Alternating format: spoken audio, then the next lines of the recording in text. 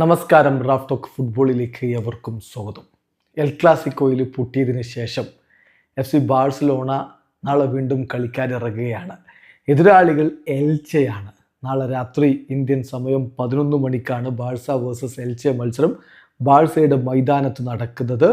ലാമിനെ Yamal കഴിഞ്ഞ കളിയിൽ ആകെ മങ്ങിപ്പോയിരുന്നു. ഒരുപാട് ഇഷ്യൂസ് അദ്ദേഹവുമായി ബന്ധപ്പെട്ട് ഇങ്ങനെ പുറത്തു വരുന്നൊരു ഘട്ടം കൂടിയാണ്.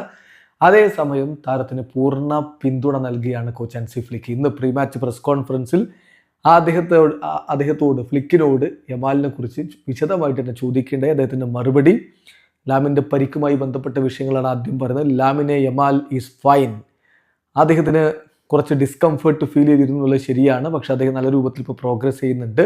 അതാണിപ്പോൾ അദ്ദേഹവുമായി ബന്ധപ്പെട്ട് എനിക്ക് പറയാനുള്ളത്. എല്ലാ ആഴ്ചകളിലും ഇങ്ങനെ ലാമിനെ കുറിച്ച് വല്ലാതെ സംസാരിക്കുന്നു.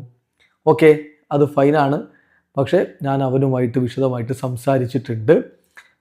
നോർമലി ആയിട്ടുള്ള സംസാരങ്ങളാണ് നടന്നത്. അവൻ വളരെ സിൻസിയറാണ്.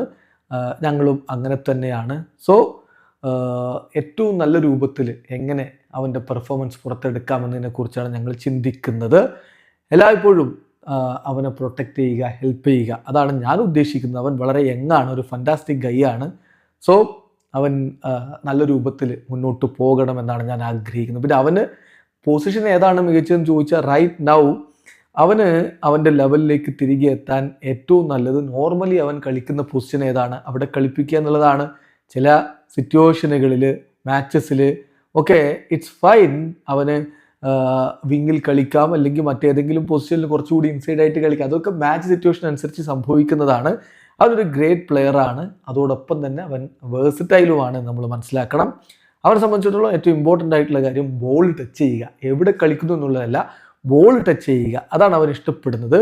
സോ അവൻ്റെ കയ്യിൽ ബോൾ ഉണ്ടാകുമ്പോൾ തീർച്ചയായിട്ടും അവന് നല്ല കാര്യങ്ങൾ കളിക്കളത്ത് ചെയ്യാൻ പറ്റും. ഇതാണിപ്പോൾ ഹാൻസി ഫ്ലിക്ക് യമാലിനെ കുറിച്ച് പറഞ്ഞ ആശങ്കയ്ക്ക് വകയില്ല. യമാലിനെ വീണ്ടും മികവിലേക്ക് ഉയർത്തും എന്നാണ് ഫ്ലിക്കിൻ്റെ വാദം. വീഡിയോ അവസാനിക്കുന്നു.